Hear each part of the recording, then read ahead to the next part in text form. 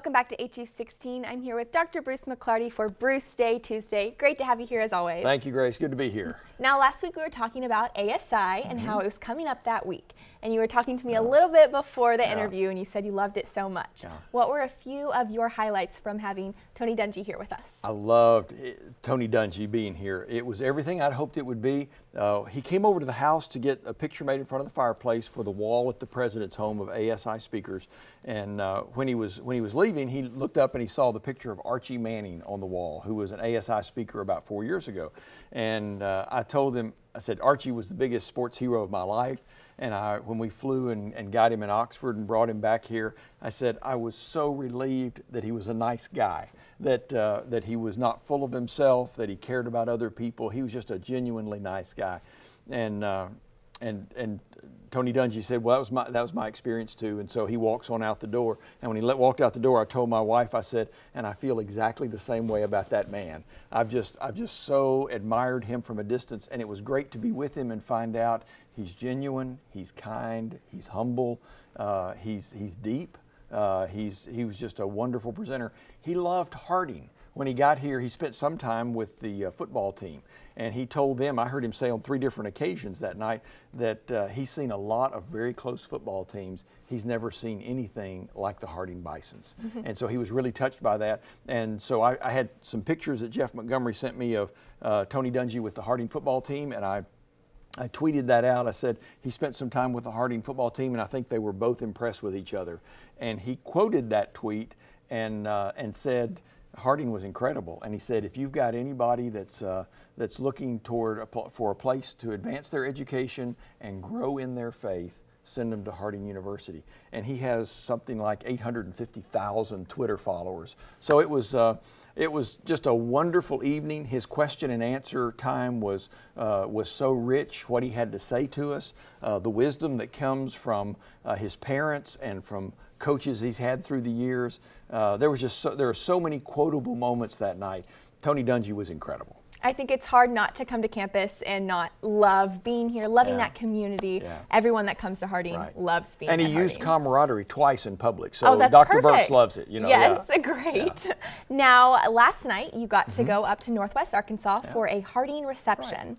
What is it like to travel with other students and faculty members to see potential students? We have a great time. This one was a little different because we went up earlier in the day. Usually we leave campus about 4 or 5 o'clock for an evening reception. Yesterday we left about 10:30, and we went up and we had lunch with Harding alums who work at the home office of Walmart. We have 92 Harding alumni who work in the home office of Walmart. It's just incredible. And so we had lunch with them, answered some of their questions, and just had a good time with them and all. We went and visited the Walmart, the Walton Family Foundation then next. And the Walton Family Foundation, they are the people who fund the Walton program on our campus. And so we said, we just want you to see our faces and know we're still here, and we appreciate what you're doing. And they love the Walton program. They love what it's doing. It's a mature program. There are 3 universities that in the state of Arkansas that have this program. And so they're very pleased with it. We wanted to just go by and say thank you to them. We typically like to load up the plane with 3 or 4 students, and then we'll have somebody from admissions and advancement, and Liz Howe organizes these events from the alumni office, and then because it's called a presidential reception, I get to go.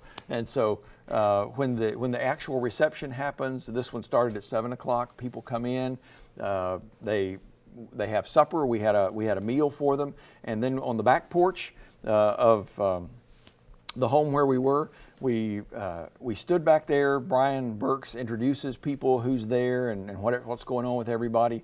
I'll stand up and speak a little bit about why I think Harding is such an important thing for these prospective seniors.